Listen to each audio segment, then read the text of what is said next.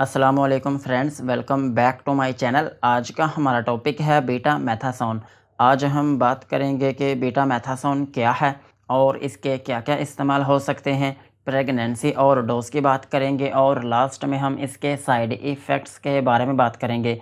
Beta मैथासोन एक synthetic glucocorticoid anti inflammatory steroid medicine है और ये टैबलेट, इंजेक्शन, ड्रॉप्स, क्रीम और ऑइंटमेंट की फॉर्म में अवेलेबल है। और जो टैबलेट है ये होती है 0.5 मिलीग्राम से लेकर 5 मिलीग्राम की स्ट्रेंथ में अवेलेबल है और ये मार्केट में डिफरेंट ब्रांड नेम से अवेलेबल है, जैसा कि बैटनीसोल, बैटनीलॉन, स्टीमन, बीटाकॉर्ट, बीटाविन, बीटामाइन और बीटासोन के नाम से अवेलेबल है। ये था बीटा मैथासोन का इंट्रोडक्शन। अब हम इसके यूजेस के बारे में बात करते हैं कि वो कौन सी ऐसी कंडीशंस हैं जिनमें आप बीटा मैथासोन का यूज़ कर सकते हैं। बीटा मैथासोन को आप एलर्जिक कंडीशंस में यूज़ कर सकते हैं। अगर आपके स्किन के ऊपर एलर्जी हो गई हो, या फिर आपके स्किन के ऊपर रैशेस हों, या फिर आपके स्किन के ऊपर रेडनेस हो, या आपकी स्किन में हाइव्स हो गए हों, या फिर आपके स्किन के ऊपर इचिंग या फिर उसमें इरिटेशन होती हो, तो फिर इस कंडीशन में आप बीटा मैथासोन का यूज़ कर सकते हैं। और बीटा मैथासोन को आप एस्थमा में भी यूज़ कर सकते हैं। एस्थमा जो है ये एक ऐसी कंडीशन है जिसमें आपके फेफड़ों में जो ट्यूब्स होती हैं उनमें तंगी आना शुरू हो जाती है, जिसकी वजह से आपको सांस की प्रॉब्लम होने लगती है और एस्थमा को हम दमा भी बोलते हैं। इस कंडीशन में भी आप बीटा मैथासोन का यूज़ कर सकते हैं।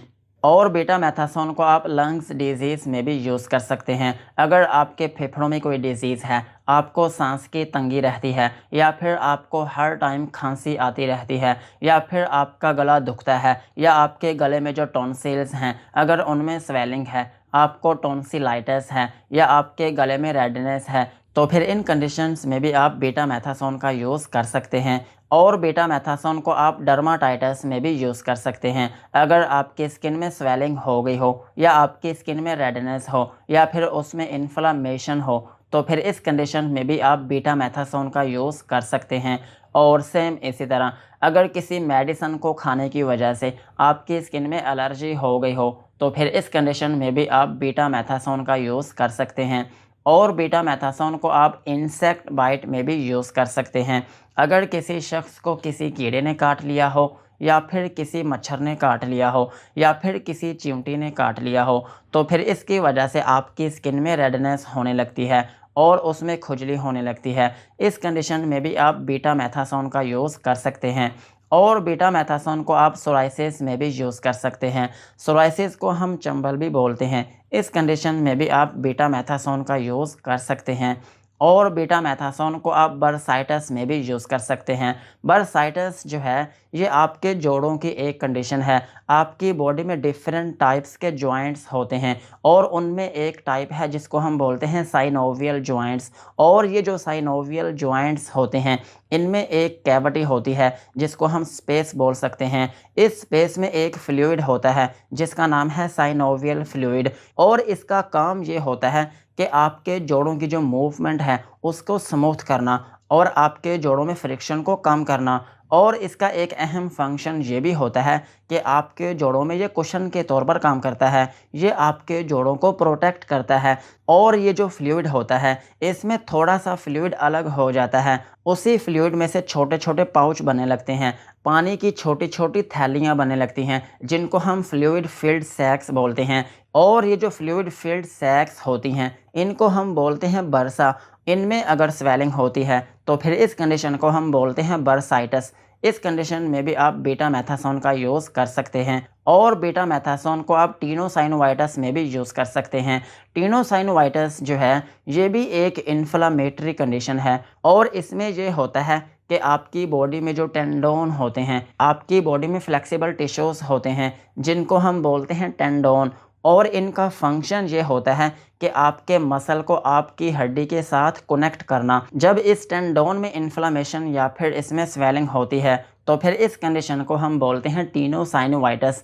और ये ज़्यादातर कंडीशन होती है आपकी कलाई पर, जिसकी वजह से आपके हाथों की जो मूवमेंट है वो ठीक तरीके से नहीं हो पाती। स्पेशली आपका जो थंब है और उसका जो जॉइंट्स हैं इसमें ये कंडीशन ज़्यादातर होती है। इस कंडीशन में भी आप बीटा मैथासोन का यूज़ कर सकते हैं। और बीटा मैथासोन को आप आई डिजीज़ में भी यूज़ कर सकते हैं। अगर आपकी आंखों में स्वेलिंग है या आपकी आंखों में रेडनेस है या फिर आपकी आंखों में से पानी बहता रहता है या फिर उनमें चुभन रहती है, तो फिर इस कंडीशन में भी आप बीटा मैथासोन का यूज़ कर सकते हैं। और बीटा मैथासोन को आप प्री मैच्योर लेबर में भी यूज़ कर सकते हैं। अगर आपकी डिलीवरी 9 माह से पहले हो रही है तो फिर इस केस में आप इस मेडिसिन का यूज़ कर सकते हैं। ये मेडिसिन आपकी डिलीवरी को तो नहीं रोक पाएगी, लेकिन आपके बेबी के जो लंग्स होंगे उनको मैच्योर करने में अहम किरदार अदा करती है। और बीटा मैथासोन में एक अहम बात यह है कि ये मेडिसिन हाइड्रोकॉर्टिसोन और जो प्रेडनिसोलोन की मेडिसिन है उनसे सुपीरियर है।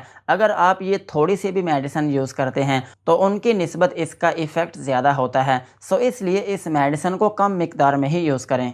ओवरऑल अगर हम बात करें तो बीटा मैथासोन ये एक स्टेरॉयड मेडिसिन है। आप इसको तमाम एलर्जिक कंडीशंस में यूज़ कर सकते हैं। अगर आपके स्किन के ऊपर रेडनेस है या आपके स्किन के ऊपर ख़ारिश रहती है या फिर आपके फेफड़ों में कोई मसला है, आपको सांस की तंगी रहती है या आपको दमा है या फिर आपका सांस फूलता है, तो फिर इन कंडीशंस में आप बीटा मैथासोन का यूज़ कर सकते हैं। यही थे बीटा मैथासोन के यूजेस। अब हम इसके डोज के बारे में बात करते हैं। अगर आपकी एज 18 साल से ज़्यादा है तो फिर आप इसकी 0.5 मिलीग्राम की टैबलेट दिन में 2 मरतबा यूज़ कर सकते हैं। और इसकी जो मैक्सिमम डोज है वो आप दिन में 7.2 मिलीग्राम तक यूज़ कर सकते हैं। और अगर हम बात करें प्रेगनेंसी की, तो प्रेगनेंसी में ये FDA कैटेगरी C में फॉल करती है, जिसका मतलब ये है कि ये मेडिसिन प्रेगनेंसी में सेफ़ नहीं है। प्रेगनेंसी में इस मेडिसिन को यूज़ ना करें।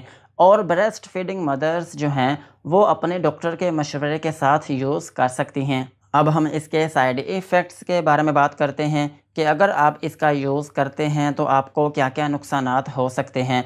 बीटा मैथासोन को यूज़ करने से आपको नोज़िया या फिर वॉमिटिंग हो सकती है, यानी कि आपको उल्टी या फिर मतली आना शुरू हो सकती है।